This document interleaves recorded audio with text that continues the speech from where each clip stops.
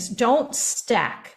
Stacking is something that people do, and it's a strategy. It's a strategy to create anxiety. So let's say we're going to stack a problem. So if I could easily make myself miserable right now, if I wanted to say, oh my gosh, I've just hired some VAs and I need to get them up to speed. And oh my gosh, I have these other podcasts coming up. When am I going to even prepare for that? My calendar is so booked. My daughter, I have to talk to her about some stuff. Oh, and my son has this issue. I have to make sure I get time with my husband. And oh, there's these things that aren't working at the house. And oh my gosh, are we going to have a war? And I could go on and on and on. And what does that do in your body when you do that? It just deflates you, right? So what we can do is we can stack. Welcome back to the Empowered Woman, Badass, and Unfiltered podcast. Your host, Olivia, here today with the wonderful, oh my goodness, guys, this lady is so accomplished. She's been featured on CNBC. Why can't I talk today? CNBC, the New York Times, the Wall Street Journal. She is a contributing author and executive contributor to Brains Magazine. And it's really interesting because I actually am on their mailing list. So I thought that was super cool. But this is Mary Vasan, and she is here to share so many strategies with us. But we're mostly talking about how to cultivate a calm and confident mindset, even in times of uncertainty. Not letting the external factors stop you from growing, reaching, and achieving. She's a HypnoCoach for women leaders and high achievers, and she's the perfect person to talk about this. She's a board certified hypnotherapist, a certified stress management consultant, and she specializes in helping women reignite their energy. And I don't know about you, but I think that we could all use that. So where else better to have her than on the Empowered Woman, Badass and Unfiltered? Thank you, Mary, so much for being here. Thank you, Olivia, for having me and for having such an amazing podcast. You are doing such terrific work, and it's a pleasure and an honor to be here. Absolutely. So this is, I can't help but tell you, this is such a timely matter to talk about this because I just received some news that I have some health issues, and it's just so inconvenient. Health issues are the most inconvenient.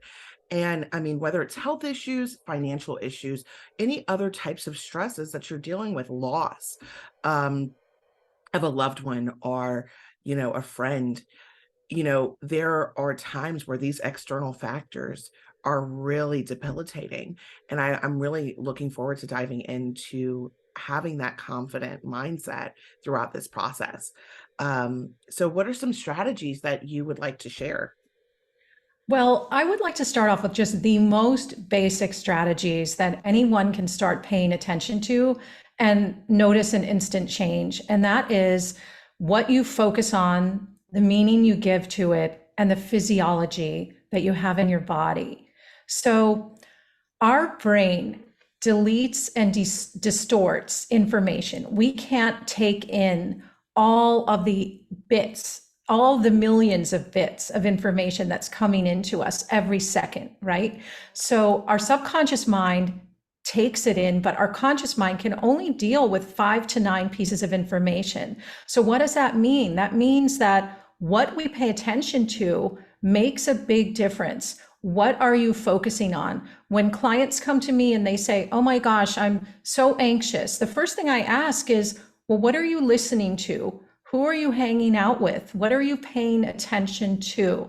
A lot of times they're watching the news, or they're hanging out with people who want to stack disaster scenarios upon disaster scenarios, and it will affect your brain. So the first thing is pay attention to what you want to focus on. Hang around people that are more positive. Focus on things that are constructive. Focus on things that light you up instead of things that you can't control, which is a whole nother thing. So the second thing is, what's the meaning that you're giving to things? There are always things that are happening in the world that can take our breath away in a bad way. And we can choose to put an empowering meaning or a disempowering meaning to that. Yesterday, there was a shooting at my daughter's college, and it was tragic at University of Virginia. 3 students were killed by a shooter who was a college student, and 2 more were wounded. And, I lost my bearing for some time in the morning. I wanted to make sure my daughter was safe. And once she was, I had to ask myself, what is the meaning I'm going to put to this? Now, if I chose to say, we're never safe anywhere, how's that going to make me feel? How am I going to vibrate walking through the day? But if I choose to say, we don't know how long our life is, so why don't we make it the best we can make it every day and make a difference in someone else's life? It changes my whole experience of that situation. So what you focus on, the meaning you're putting to it, and then your physiology. So when people are depressed, when people are anxious, they're typically doing a certain physiology. They're often deflated. They're often putting their shoulders, hunching their shoulders forward. They're breathing shallowly. They're not in a strong posture. They're not moving typically. They may not be exercising. They may not be getting oxygen in their lungs. So the first thing, Olivia, is to just focus on what you're focusing on, the meaning you're giving to it, and your physiology. I love that, Mary. The mind, body, soul. Because you mentioned frequency, you mentioned, vibrating at a higher level, as well as just what we focus on. I'm so big on that too. And I loved Yes. how you admitted, like, you were freaked out with the situation at your daughter's college. I don't Yes. know who wouldn't be. And so, just showing, like, you deal with these things too. You have to put yourself through these too. And, what are you giving to that? That Yes. is such a big thing. Now, are Yes. there, and I mean, I noticed, like, these are things that you can do in the moment, noticing, okay, how am I sitting? Like, as you're listening to this podcast right now, how am I sitting? How am I breathing? Am I taking deep breaths? Am I anxious? And you might be walking, you might be driving a car. Are the people in the other cars triggering you? Those types of things, noticing that too, because we pile on a bunch of stress throughout the day. Yes. Yes, we do tend to stack it. And there are a couple things that you can do throughout the day, just reminding yourself anytime. The first thing is to relax your jaw. So when you relax your jaw, that triggers the vagus nerve to relax, which is one of the most important nerves in the body that runs all the way down your spine. And so just relaxing your jaw and then relaxing the back of your tongue. It sounds funny, but I use this in every hypnosis. Relax your jaw, and now relax the back of your tongue. Because when you relax the back of your tongue, the part of your brain that is connected to language relaxes. So your vagus nerve is relaxing, the back of your tongue is relaxing. Now, if you can close your eyes while you're doing it, then you're really winning, because that's half of your brain's activity is visual. So anytime you can close your eyes, take a couple deep breaths, relax your jaw, and relax the back of your tongue, you're getting into a more empowering state. Now, another thing that I love to do is something called priming. So we can prime ourselves every day for the way that we want to experience that day. And this is backed by science. There have been multiple studies that show, you've heard of this, I take it. There are multiple studies that show that if you prime someone's brain, they will experience the next hour, 2, 3 in a different way. So what do I mean by that? If you give someone a warm cup of something and you say, could you hold this for a minute? And now I'd like you to go and meet this stranger, say hi to this person. If they're holding a warm beverage, they tend to perceive that person as warm and comforting. If they're holding a glass of ice water, they tend to perceive that person as cold. And it's not just for how you perceive a person, but it's for how you perceive anything that's happening in your day. So one thing that I like to do every morning is prime my brain for gratitude. And that is putting my heart and my mind in congruency, in sync. It is raising my frequency to a high level, because gratitude is one of the highest levels of vibration that exists, and we are nothing but vibrating cells.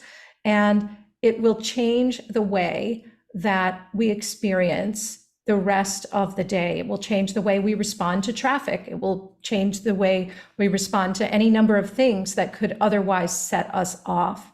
So that's one thing I do every day, is quiet my mind, get grateful for something that is a good memory for me, go into that good memory, feel it in my body, and connect to that. And when I really feel that, I may invite in more other memories of gratitude and circulate that through my body, grow it, amplify it. And then I visualize something in the future that's coming for which I'm grateful. So I'm getting grateful for it now, even though it hasn't happened yet. And this stuff works. This stuff will help you manifest whatever you want. Thank you so much for sharing that and all the detail and description. I was there in the morning with you, just like, yes, do think of this, feel this. And I've heard it so many different ways from so many different people, but I really liked how you just said that. Which goes me, you're talking about priming, so you have a plan, right? Every day, pretty much how you're going to start your day. Tell me about some of the plans that you have helped your clients create. Sure. Well, oh my gosh, it ranges from women coming to me who, in the past, I worked with a lot of women who were very anxious or had unhealthy relationships, things like that. So I've worked with women who have come to me and said, I've been in a terrible relationship for 12 years or 10 years, and I can't get out of it. And as soon as someone tells me, I know I need to do something, but I'm not doing it, or I'm not able to do it, or I start to do it and then I go back, it's like one foot on the gas, one foot on the brake. I know right away there's a subconscious program here that has to be dealt with. It's almost like we get viruses on the hard drive of our brain, and it's not our fault. When we were young, things happened to us. We had experiences, and we take that in. That settles in the subconscious mind. And then we're adults, and we understand that speaking in front of a group isn't actually dangerous, right? Or we know that, going on a date with this person isn't life or death, assuming you know them and they're safe. But we have these programs that might tell us, oh, be careful, you might get hurt if you do this. And so then it stops us, and then we're in this battle. So what I do a lot with women is help them basically update like the apps in their brain that got installed many years ago, but they're outdated. And, think about it. You wouldn't have a phone that has 20-year-old software, but that's what we're walking around with a lot of times with our brain. So the first thing I always invite my clients to be aware of the language that they're using. If someone's saying, this job is killing me, she stabbed me in the back. Well, this creates a visual in your brain, and it activates the physiology and the neurology associated with that actually being the truth. So pay attention to your language, what you're focusing on, the meanings, and also get clear about your intention. And then we interrupt those patterns. We update them. We kind of remove them, almost like a surgical removal with hypnosis. But it's easy and it's painless and it's quick in most cases. So we do that, and I also invite my clients to create a plan, because if you're not creating a plan for your life, then you're just doing what other people are expecting of you. And before you know it, your life is almost over. So I really invite them to get very clear as to what their purpose is here, what they want to do, and then we work on dealing with the things that are holding them back from doing that. I've got so many notes from this. Um, but thank you for sharing those, because it's so important that, we have clear intentions of what we want. We really are mindful of our language, because and I'm with my employees now, I'm constantly hearing them say, like, just the negative self-talk that a lot of my employees have. Um, whenever they make a mistake or anything like that. For instance, this past weekend, one of my servers was just like, "Oh, I'm so stupid, this and this and this." I said, none of this negative self-talk around me. We're not going to do that. Everybody makes mistakes. You're going to be okay. Like, we're not, because I know how she is. She's the type of Yes. person that'll go down this tunnel of like negative self-talk, and she'll get stuck. When you were talking about your clients in the beginning about being stuck in relationships, but they can't get out, it's entrapment, and they're trapping themselves. And when they say those things, and I know there's somebody listening to this too that feels like they can't get out of a situation, like it's a permanent thing. And Yes. what would you like to say to people that think that their situation is permanent? Nothing here on earth is permanent. And one thing I tell people when they say, "Well, I don't know if I can change," I say, "Well, I would actually challenge you to not change, because all we are is changing. We are nothing but changing, and the world is nothing but changing. It's impossible for us to have this interaction with each other and not walk away changed. Our cells are changing, our mind is changing, our beliefs and habits are changing all the time. So everyone can change. Now, for some people, it is more difficult to change. And it's also with high achieving women. I work mainly with high achieving leaders and achievers, but don't be fooled. No matter how high of a level someone's achieving at, they still have these inner critic thoughts. They still have these questions in their mind, and they still question whether they can get to that next level. Or sometimes, someone's brilliant in the boardroom, but fearful in the bedroom or in another area of their life, right? Oh, I'm great at work, but I can't be athletic, or I can't be feminine, or whatever it is. And so I invite them to suspend that belief for not long enough for them to make a shift. And once we start moving things around, it's quite easy. Basically, the brain is just a bunch of connections, right? It's just a bunch of connections all wired together. And anytime we move one of those connections or change a way we think about something, we interrupt a pattern.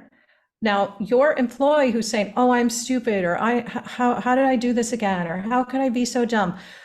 What that's actually doing is sending more oxygen to that connection in their brain that thinks that they're stupid. So they are making that neural network even stronger.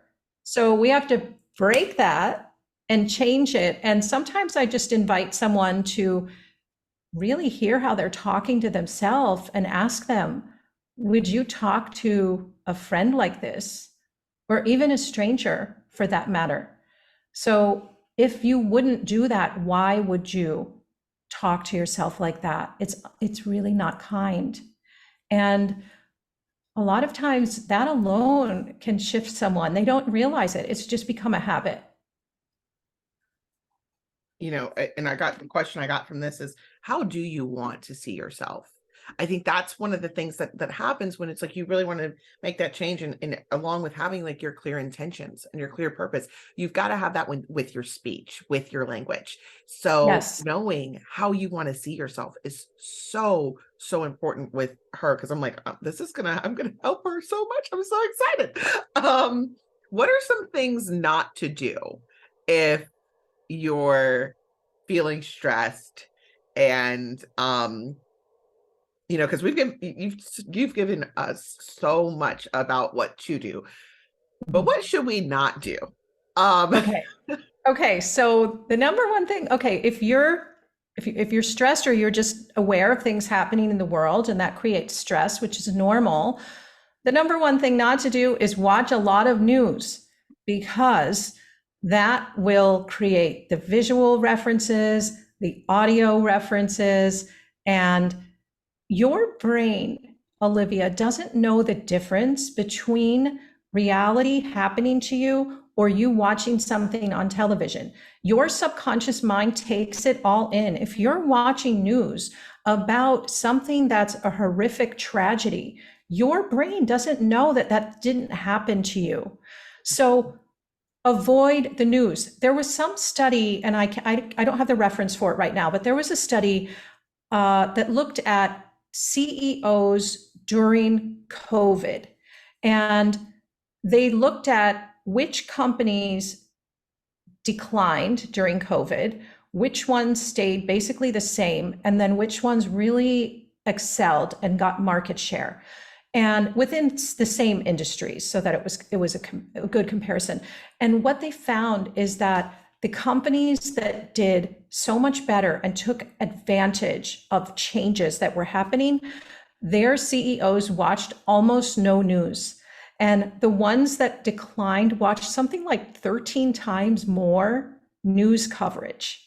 So that is the number one thing that I say is avoid watching the news. It will bring you down.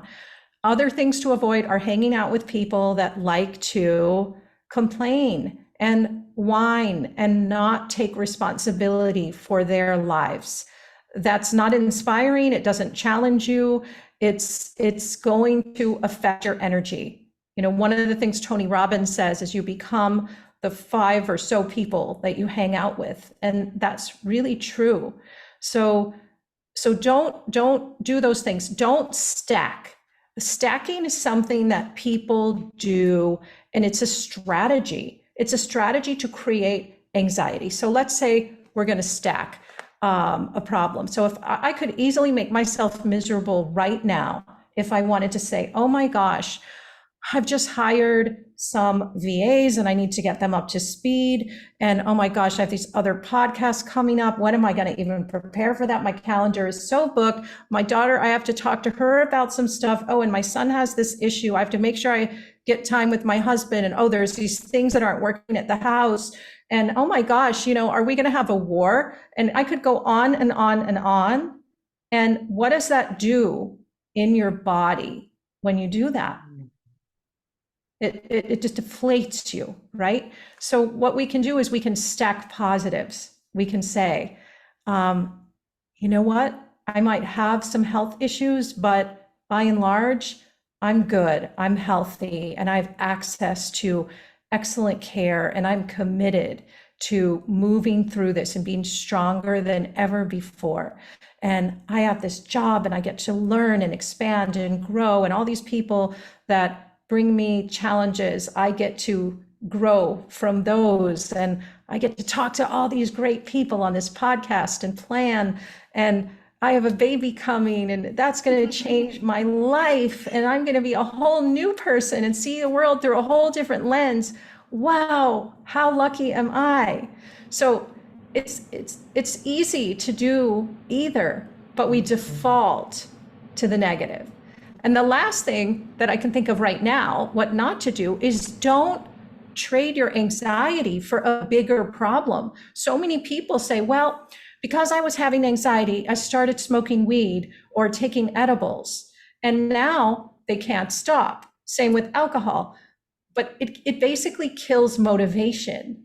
And then they wonder, well, why am I depressed? Well, because I'm taking edibles or I'm smoking weed, and that just numbs me out to life. And then I just go to bed, then I get up and kind of drag myself through the next day. So don't try to treat with something that's going to create other problems. There are so many tools and techniques that allow you to take control of your own brain and your emotions. You don't have to be hostage to an emotion that comes up. I love all of these tips, and they're really good ones because there's people that it's not necessarily, you might not watch the news on the TV, but you might watch it on your phone. You might Yes. go through down that tunnel, and it might be, you might be guilty of listening to those crime podcasts. A lot of those are the most popular podcasts, and then you wonder why people have so much anxiety, which you constantly thinking somebody's going to come and kill you. Like Yes. it doesn't help. Um, Being around positive people is so important.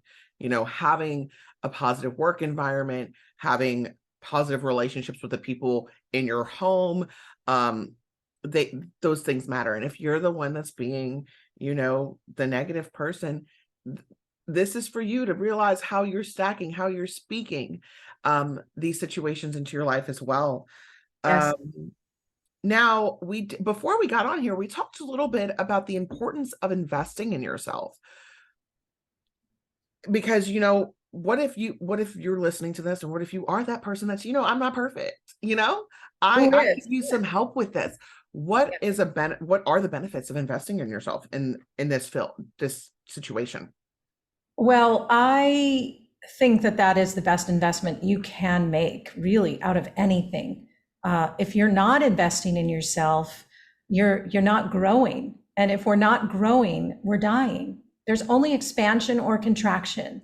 So I think it's really important to invest in personal growth so that we are clear on what we want, we have accountability, and we get tools. Because there are so many incredible tools that we can use to help us achieve the goals that we want to achieve. It's almost like magic when you get a really good mentor or coach that just says, well, why wouldn't you do that? Let's make a plan. Let's go for it. It changes your whole perspective. And so I heard the phrase the other day, I think it was the S and Me 500. Like, I'm going to invest in the S and Me 500. And so whatever it is, whether it's skills, whether it's personal growth, the economy is constantly changing. I mean, half the jobs that my kids are looking at now didn't exist 20 years ago. I mean, 20 years ago, we didn't even have social media. Look at all the jobs that are just having to do with social media, now the metaverse, and so much technology and robotics. I mean, so many different things. So find what you're interested in and invest in yourself so that you have those skills, because time will pass regardless. You will be 5 years older in 5 years, but you can be 5 years older with skills and something that you are interested in so that you are more valuable. I love that, especially on the time will pass regardless. Like, what are you going to do? And I'm a big supporter of investing in yourself. I've done that, and I continuously do that because it's one of those things that I've seen the growth from it. Just from the people that are in my life, the things that I choose to tolerate, the stress that I don't have, because there's just certain things that I don't tolerate. Now, that doesn't mean that I don't have stress, because I do. There's new levels to it, but I believe that I now have the toolbox to really help me with a lot of the things that come my way. So Mhm. yeah, Mary, thank you so much for sharing all this. Now you have a free, like, you've got your website links below, as well as the nonprofit that you founded, Yes.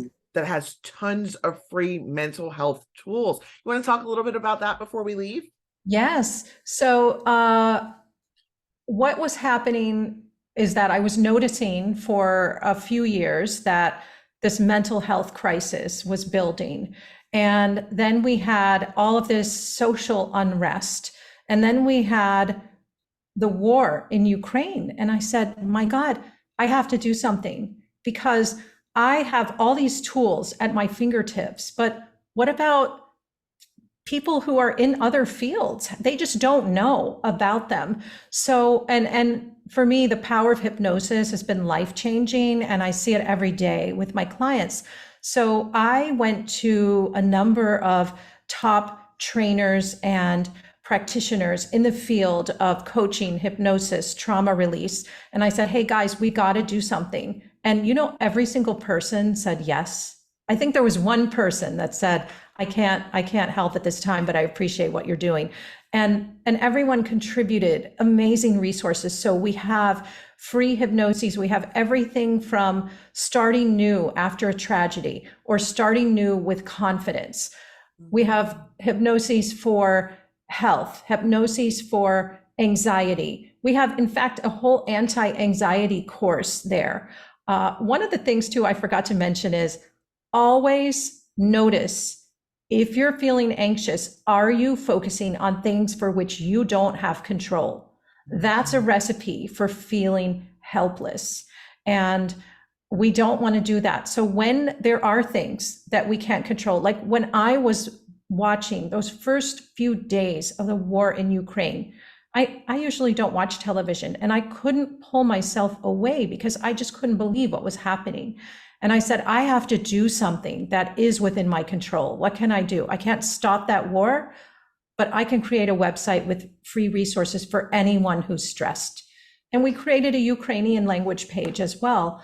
And so, I'm very happy that I was able to do that. But everybody can do something like that. I might be stressed, but I can bring my neighbor dinner, or I can smile at someone, or I can give someone a compliment, or do something good for me. And I just encourage people to do that. There's always something that we can do in the face of whatever is going on. Thank you so much, Mary. This was such an empowering and informational podcast. There's like so many things that I literally filled up my page, and I got some stuff on the top there too. And I don't write big, so there was so much. And I hope that the listeners found this valuable as I did as well. Yeah. So thank you so much for your time today. I greatly appreciate it. Thank you, and good luck with your baby, and have an amazing birth experience. And really, I hope you just enjoy all the juiciness and amazingness of that. Thank you. Thanks for listening to this episode of the Empowered Woman, Badass and Unfiltered podcast. If you found any value in this, please consider sharing and subscribing. Now go out and be a badass.